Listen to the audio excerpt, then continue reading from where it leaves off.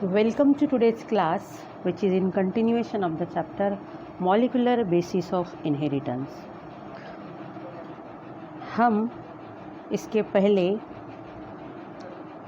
Replication of DNA इस topic को थोड़ा सा डिस्कस कर चुके हैं. इसके बाद हमें लेना था रेप्लिकेशन ऑफ डीएनए के जो स्टेप्स है वो स्टेप्स हमें पढ़ने थे, लेकिन इसके पहले हमें जो डीएनए रेप्लिकेशन का मैकेनिज़्म है उस मैकेनिज़्म के पहले हमें डीएनए का जो मॉलिक्यूल है उसका स्ट्रक्चर पता होना बहुत ज़रूरी है. उसके बिना हमें रेप्लिकेशन समझ नहीं आएगा.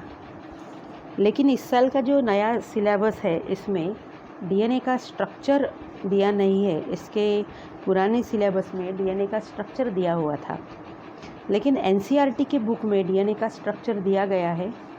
तो इसी की मदद से हम कुछ डायग्राम्स की मदद से we will study the structure of DNA. So in 1953 James Watson and Francis Crick proposed DNA structure based on X-ray crystallographic studies provided by Maurice Wilkins and Rosalind Franklin.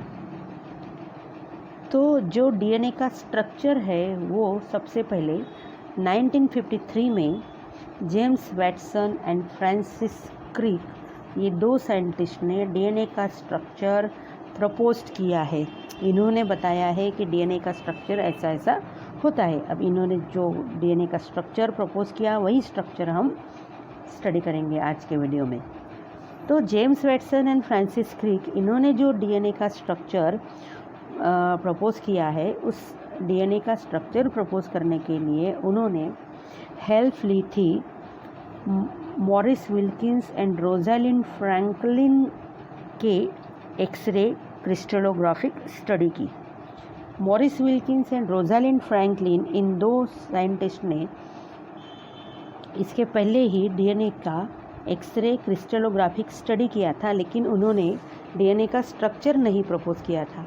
तो Morris Wilkins and Rosalind Franklin ये जो दो scientist हैं इन्होंने जो x ray crystallographic study किया था उसी एक्सरे क्रिस्टलोग्राफिक स्टडी के मदद से James Watson and Francis Crick ने 1953 को ये डीएनए का जो स्ट्रक्चर है डीएनए का स्ट्रक्चर दुनिया को बताया. तो अब ये जो डीएनए का स्ट्रक्चर है कुछ डायग्राम्स के मदद से हम स्टडी करेंगे. तो यहाँ पर देखिए ये न्यूक्लियस है. This is the cell. Inside the cell nucleus is present. Nucleus के अंदर जो थ्रेड लाइक मटेरियल होता है that material is called as chromatin material.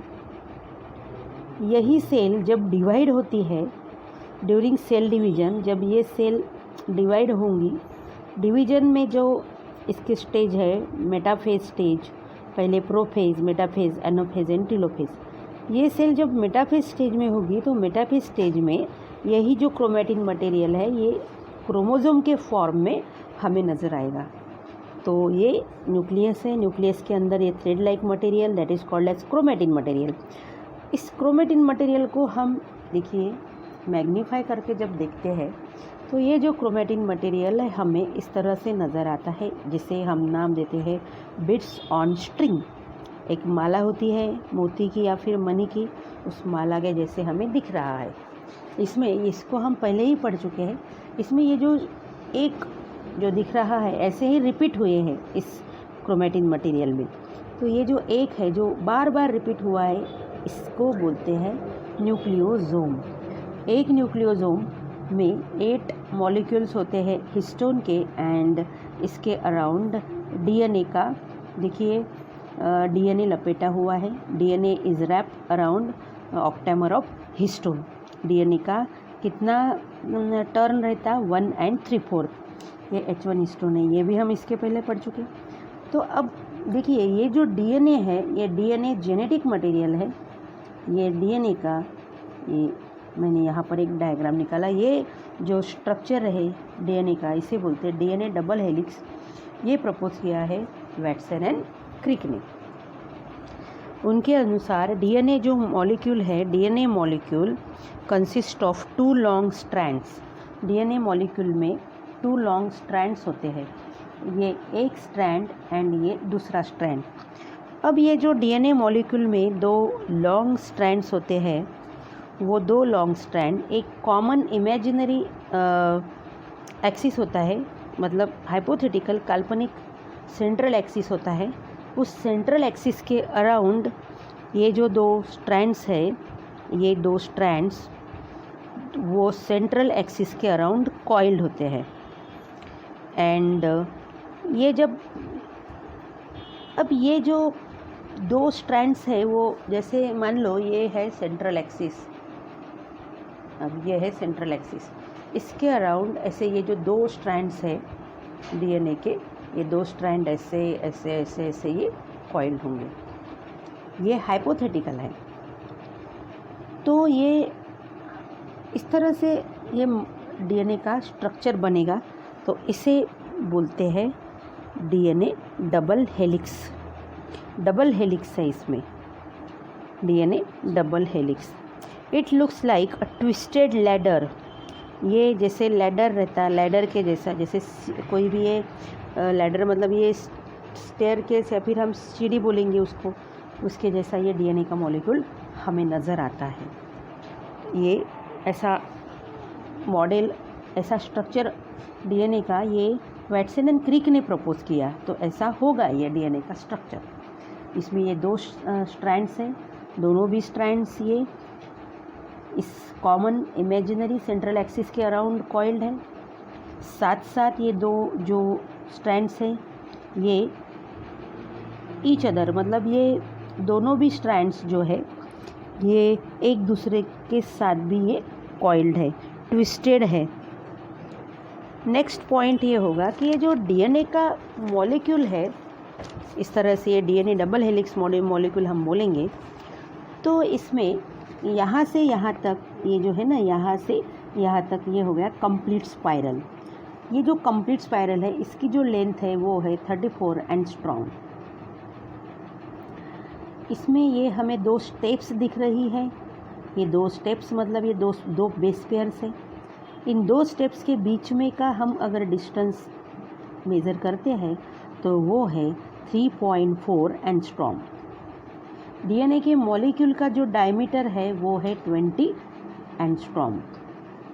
ये बेस पेयर्स है, ये क्या है, base pairs. 2 successive base pair में जो डिस्टेंस है वो है 3.4 एंगस्ट्रॉम। एंड ये जो पूरा कंप्लीट स्पाइरल है, इसका जो डिस्टेंस है वो है 34 एंगस्ट्रॉम। इसमें आते हैं 10 बेस पेयर्स। तो 10 बेस पेयर 34 एंगस्ट्रॉम, तो 2 बेस पेयर कितना होगा, 34 डिवाइडेड बाय 10 मतलब 3.4 एंगस्ट्रॉम। इसका डायमीटर कितना है, 2 एंगस्ट्रॉम। इस तरह से ये जो डीएनए मॉलिक्यूल है, इसके जो 2 स्ट्रैंड्स हैं, हर एक स्ट्रैंड जो है वो न्यूक्लियोटाइड्स से बना है।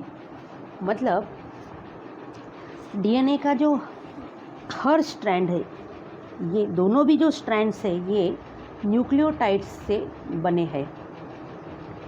ये स्ट्रैंड भी मेनी न्यूक्लियोटाइड्स से बना, ये स्ट्रैंड भी मेनी न्यूक्लियोटाइड्स से बना, ये स्ट्रैंड भी मेनी न्यूक्लियोटाइड्स से बना। मतलब ये जो डीएनए का स्ट्रैंड है, इसका जो स्ट्रक्चरल यूनिट हो गया वो हो गया न्यूक्लियोटाइड। देखिए, जो डीएनए का स्ट्रैंड है या फिर डीएनए के जो दोनों स्ट्रैंड्स हैं, वो दोनों स्ट्रैंड्स मेनी न्यूक्लियोटाइड्स से बने हैं, इसलिए हम इसे डबल स्ट्रैंडेड पॉलीन्यूक्लियोटाइड ऐसा भी हम बोलेंगे। डीएनए को पॉलीन्यूक्लियोटाइड भी बोला जाता है क्योंकि ये मेनी न्यूक्लियोटाइड से बने हैं। तो ठीक है, मान लो ये एक स्ट्रैंड मेनी न्यूक्लियोटाइड से बना है, ये भी स्ट्रैंड मेनी न्यूक्लियोटाइड से बना है। तो एक न्यूक्लियोटाइड जो है ये सिंगल न्यूक्लियोटाइड, हम अगर देखेंगे सिंगल न्यूक्लियोटाइड में क्या होता है, तो जो सिंगल न्यूक्लियोटाइड है, सिंगल न्यूक्लियोटाइड में 3 चीज़ें होती है। सिंगल न्यूक्लियोटाइड में आता है एक शुगर मॉलिक्यूल प्लस एक नाइट्रोजन बेस प्लस फॉस्फेट, जिसे हम इनऑर्गेनिक फॉस्फेट बोलते हैं। फॉस्फेट इस तरह से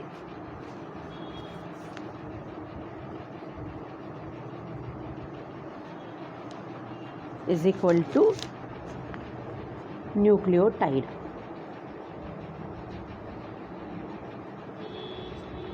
न्यूक्लियोटाइड का फॉर्मूला क्या हो गया? शुगर प्लस नाइट्रोजन बेस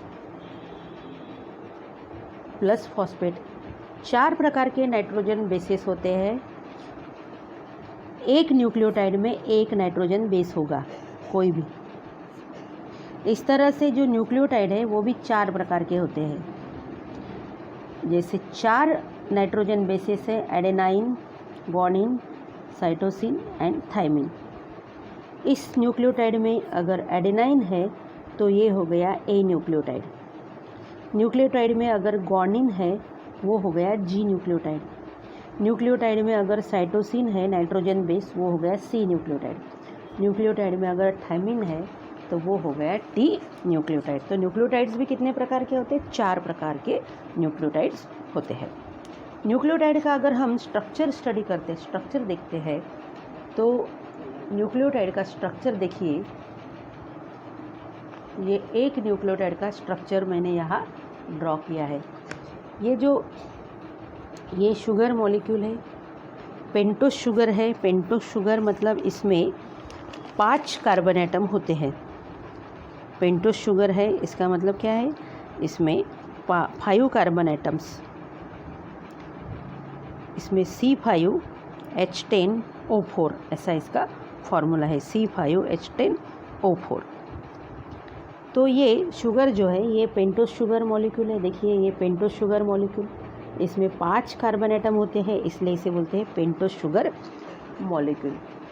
इस पेंटोस शुगर मॉलिक्यूल का जो फर्स्ट कार्बन एटम है, ये फर्स्ट कार्बन एटम हो गया, ये सेकंड हो गया, ये थर्ड हो गया, ये फोर्थ हो गया, ये हो गया फिफ्थ। ये रिंग के बाहर है फिफ्थ कार्बन एटम। यहाँ पर ऑक्सीजन, ये फर्स्ट कार्बन एटम, ये सेकंड कार्बन एटम, ये थर्ड कार्बन एटम, ये फोर्थ कार्बन एटम, ये फिफ्थ कार्बन एटम। जो ये फर्स्ट कार्बन एटम होता है, इस फर्स्ट कार्बन एटम को नाइट्रोजन बेस अटैच होता है। फर्स्ट कार्बन एटम को क्या अटैच होता है? फर्स्ट कार्बन एटम को अटैच होता है nitrogen base. First carbon atom को अटैच होगा एन बेस, मतलब नाइट्रोजन बेस। यहाँ पर मैंने 4 लिखे हैं, A/T/G/C। 4 प्रकार के नाइट्रोजन बेसेस है, adenine, thymine, guanine and cytosine. चारों में से एक न्यूक्लियोटाइड में कोई भी एक नाइट्रोजन बेस होगा। जो नाइट्रोजन बेस होगा वो न्यूक्लियोटाइड हम इसे बोलेंगे। मान लो ए है, इसमें नाइट्रोजन बेस, तो ए न्यूक्लियोटाइड। टी है तो टी न्यूक्लियोटाइड, जी है तो जी न्यूक्लियोटाइड, सी है तो सी न्यूक्लियोटाइड। नाइट्रोजन बेसिस कौन से हैं? Adenine, thymine, guanine and cytosine. तो ये हो गया फर्स्ट कार्बन एटम को अटैच है नाइट्रोजन बेस। इसका जो first, second, third, fourth, fifth, ये जो फिफ्थ कार्बन एटम है, फिफ्थ कार्बन एटम को अटैच होता है फॉस्फेट। फिफ्थ कार्बन एटम को अटैच है फॉस्फेट। ये जो फॉस्फेट है, फॉस्फेट का ये इनऑर्गेनिक फॉस्फेट है, H3PO4। H3PO4। ये बात हमें ध्यान में रखना है कि जो न्यूक्लियोटाइड है, ये देखिए ये एक सिंगल न्यूक्लियोटाइड का स्ट्रक्चर है। इसमें एक शुगर मॉलिक्यूल है। शुगर मॉलिक्यूल के फर्स्ट कार्बन एटम को एक नाइट्रोजन बेस अटैच है। शुगर मॉलिक्यूल के फिफ्थ कार्बन एटम को क्या अटैच है? फॉस्फेट अटैच है। ये हो गया एक न्यूक्लियोटाइड। तो ये जो स्ट्रैंड्स है डीएनए के, दोनों भी जो स्ट्रैंड्स हैं, ये मेनी न्यूक्लियोटाइड्स से बने हैं, इसलिए इसे बोलते हैं पॉली, मतलब मेनी न्यूक्लियोटाइड चेन या फिर पॉली न्यूक्लियोटाइड। हम एक सिंगल चेन, इसमें अब ये देखिए, ये दोनों भी जो स्ट्रैंड्स हैं, इनको दोनों स्ट्रैंड्स को इस तरह से दिखाया गया है। ये एक स्ट्रैंड, ये हो गया दूसरा स्ट्रैंड। लेकिन ये इजी करने के लिए सबसे पहले हम एक सिंगल स्ट्रैंड को स्टडी करेंगे, इसके बाद ये दो स्ट्रैंड्स हम स्टडी करेंगे। देखिए ये सिंगल स्ट्रैंड है, यहाँ पर मैंने लिखा है पॉली न्यूक्लियोटाइड चेन। ये जो एक ऐसा जो मैंने स्ट्रैंड दिखाया ना, तो ये देखिए, ये ऐसा दिखाया, फिर इसको दूसरा, इसको समझ लो मैंने ऐसे सीधा किया एंड ऐसा यहाँ पर मैंने ये ड्रॉ किया। इसमें हमें ये सिंगल स्ट्रैंड है पॉली न्यूक्लियोटाइड चेन, क्योंकि ये देखिए बहुत सारे मेनी न्यूक्लियोटाइड से बना है, इसलिए क्या बोला, पॉली न्यूक्लियोटाइड। ये एक चेन है, ये जो न्यूक्लियोटाइड्स है ये कनेक्टेड है। इसमें ये एक शुगर मॉलिक्यूल हो गया। देखिए शुगर मॉलिक्यूल का जो फर्स्ट कार्बन एटम है, फर्स्ट कार्बन एटम को हमें यहाँ दिख रहा एडेनाइन। इसके बाद फर्स्ट, ये हो गया फर्स्ट कार्बन एटम, यहाँ तो ऑक्सीजन है। ये हो गया सेकंड कार्बन एटम, ये हो गया थर्ड कार्बन एटम, ये हो गया फोर्थ कार्बन एटम, ये हो गया फिफ्थ कार्बन एटम। CH2 रहता है यहाँ पर। फिफ्थ कार्बन एटम को क्या अटैच है, फॉस्फेट अटैच है फिफ्थ कार्बन एटम को। देखिए ये सेकंड न्यूक्लियोटाइड हम यहाँ तक ही विचार करेंगे, सोचेंगे सिर्फ यहाँ तक। इसका विचार अभी मत कीजिए ये फॉस्फेट कहाँ से आया। ये देखिए ये एक न्यूक्लियोटाइड, फर्स्ट कार्बन एटम को नाइट्रोजन बेस है अटैच, फिफ्थ कार्बन एटम को फॉस्फेट है। सेकंड न्यूक्लियोटाइड अगर हम देखेंगे तो फर्स्ट कार्बन एटम को अटैच है नाइट्रोजन बेस, यहाँ पर थायमिन लिया गया है। फर्स्ट, सेकंड, थर्ड, फोर्थ, फिर इसके फिफ्थ कार्बन एटम को क्या अटैच है, फिफ्थ कार्बन एटम को अटैच है फॉस्फेट। यहाँ पर क्या है, यहाँ पर ऑक्सीजन है। ये नेक्स्ट न्यूक्लियोटाइड अगर हम देखेंगे तो इसमें ये first carbon atom, second, third, fourth, ये फिफ्थ, ये हरदम फिफ्थ कार्बन एटम होगा। ये फिफ्थ कार्बन एटम यहाँ पर लिख दिया मैंने, fifth carbon atom. Fifth carbon atom को क्या अटैच है, फॉस्फेट अटैच है। यहाँ पर लिया गया है नाइट्रोजन बेस गुआनिन। इसके बाद अगर हम ये देखते हैं, ये वाला न्यूक्लियोटाइड अगर हम देखेंगे, first carbon atom, second, third, fourth, fifth carbon atom, यहाँ पर मैंने लिख दिया fifth carbon atom. Fifth carbon atom को क्या अटैच है, फिफ्थ कार्बन एटम को अटैच है फॉस्फेट। फिफ्थ कार्बन एटम को अटैच है फॉस्फेट। यहाँ पर साइटोसिन, ये नाइट्रोजन बेस लिया गया है। ये हो गया एक सिंगल स्ट्रैंड हो गया ये। अब ये न्यूक्लियोटाइड मैंने सेपरेट आपको बताए, लेकिन इससे ये स्ट्रैंड कैसे बनता है, ये चेन कैसे बनती है, ये देखेंगे। देखिए ये जो न्यूक्लियोटाइड है, इसके आगे मैंने कोई न्यूक्लियोटाइड नहीं निकाला। इसका मतलब है कि यहाँ पर कोई न्यूक्लियोटाइड नहीं है। ये चेन का एक पॉइंट होगा, वहाँ से ये चेन स्टार्ट होंगी, एक पॉइंट होगा, वहाँ पर ये चेन एंड होगी। यहाँ पर कोई भी न्यूक्लियोटाइड नहीं है, यहाँ पर कोई न्यूक्लियोटाइड नहीं है, इसके ऊपर न्यूक्लियोटाइड नहीं है। इसका मतलब ये हो गया कि ये जो हमारा न्यूक्लियोटाइड हो गया, ये वाला फर्स्ट न्यूक्लियोटाइड हो गया स्टार्टिंग का, ये वाला एंड वाला न्यूक्लियोटाइड हो गया इस पॉलीन्यूक्लियोटाइड चेन में। इसके ऊपर कोई न्यूक्लियोटाइड नहीं है। इसका मतलब इस न्यूक्लियोटाइड के फिफ्थ कार्बन एटम को जो फॉस्फेट अटैच है, ये फॉस्फेट फ्री है। ये फॉस्फेट क्या है, फ्री है। इतना ध्यान रखना, बाद में मैं ये पॉइंट क्लियर करती हूँ। ये चेन कैसे बनी, ये हमारा क्वेश्चन है। ये न्यूक्लियोटाइड हमारा सेकंड नंबर का न्यूक्लियोटाइड है। सेकंड नंबर का न्यूक्लियोटाइड ये देखिए, first carbon atom, first, second, third, fourth and fifth. Fifth carbon atom को क्या अटैच है, फॉस्फेट। इस न्यूक्लियोटाइड के फिफ्थ कार्बन एटम को जो फॉस्फेट अटैच है, वो फॉस्फेट इसके ऊपर के न्यूक्लियोटाइड के शुगर के थर्ड कार्बन एटम को अटैच है। फर्स्ट सेकंड ये हो गया थर्ड कार्बन एटम। इस न्यूक्लियोटाइड के शुगर के फिफ्थ कार्बन एटम को जो फॉस्फेट अटैच है वो फॉस्फेट इसके ऊपर वाले न्यूक्लियोटाइड के शुगर के थर्ड कार्बन एटम को अटैच है। इस तरह से ये न्यूक्लियोटाइड एंड ये न्यूक्लियोटाइड क्या हो गए, कनेक्ट हो गए। तो ये शुगर, ये हो गई शुगर, ये हो गया फॉस्फेट। ये शुगर एंड फॉस्फेट, इसमें का जो बॉन्ड है ये, इसे बोलेंगे हम शुगर फॉस्फेट बैकबोन। क्या बोलेंगे हम इसे? शुगर फॉस्फेट बैकबोन या फिर फॉस्फोडाइएस्टर बॉन्ड, इसे बोलेंगे हम शुगर फॉस्फेट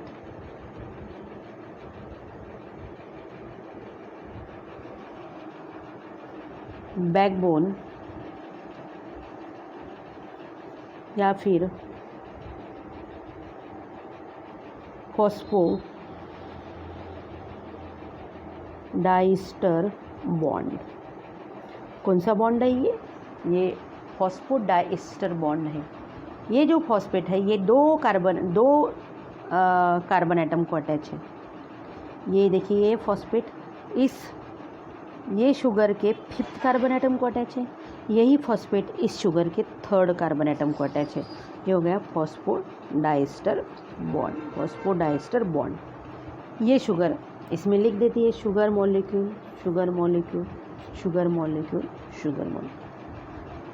ये जो न्यूक्लियोटाइड है, इस न्यूक्लियोटाइड का ये जो फिफ्थ कार्बन एटम है, इस फिफ्थ कार्बन एटम, ये फिफ्थ कार्बन एटम है, इसके फिफ्थ कार्बन एटम को क्या अटैच है? फॉस्फेट। यही फॉस्फेट इसके आगे वाले न्यूक्लियोटाइड की जो शुगर है उस शुगर के थर्ड कार्बन एटम को अटैच है। ये कौन सा है इसका?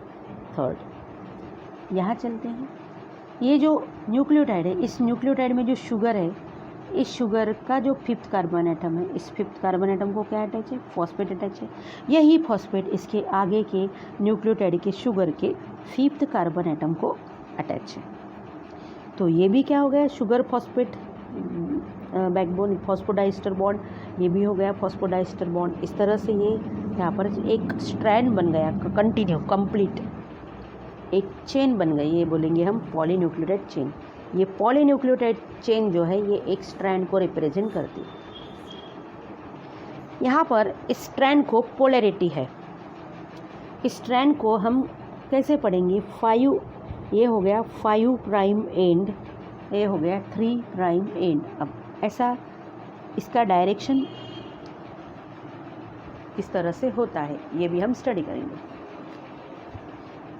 ये जो न्यूक्लियोटाइड है, इस न्यूक्लियोटाइड के ऊपर या फिर इस न्यूक्लियोटाइड के आगे कोई भी न्यूक्लियोटाइड नहीं है, इसलिए इसके फिफ्थ कार्बन एटम को जो फॉस्फेट अटैच है वो फॉस्फेट फ्री है।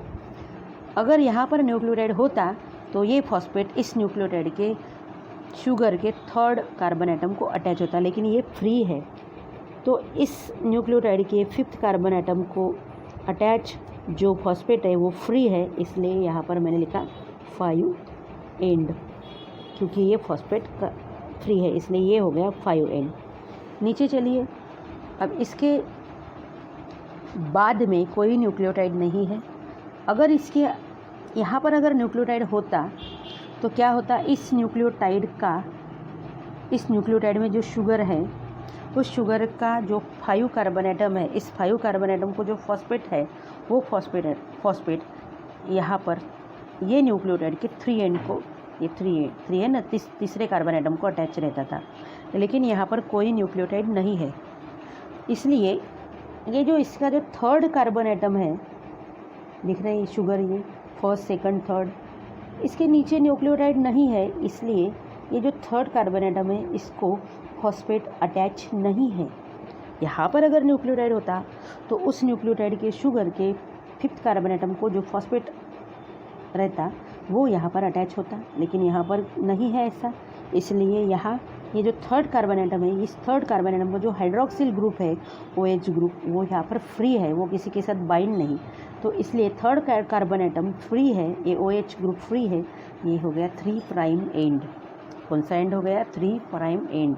यहाँ पर लिखा मैंने 3 हाइड्रोक्सिल, क्योंकि हाइड्रोक्सिल ग्रुप यहाँ पर फ्री है।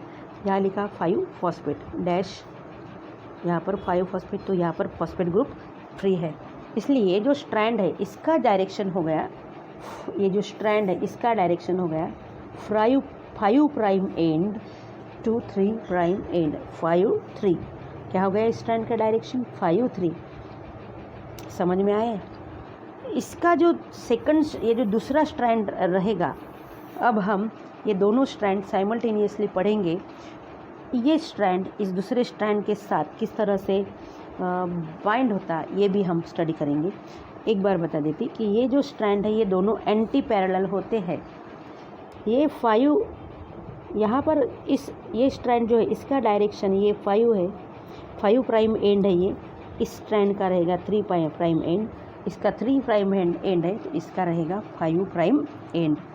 यहाँ पर जो शुगर मैंने निकाला इसका ऑक्सीजन ऊपर है, इस स्ट्रैंड का जो शुगर मॉलिक्यूल होगा वो इस तरह से होगा, इसका जो ऑक्सीजन है वो नीचे की तरफ होगा इस तरह से। तो ये दोनों भी स्ट्रैंड कैसे रहते हैं, anti parallel to each other. अब हम इसके बाद स्टडी करेंगे जो पूरा मॉलिक्यूल है डीएनए का, डबल हेलिक्स, वो स्टडी करेंगे।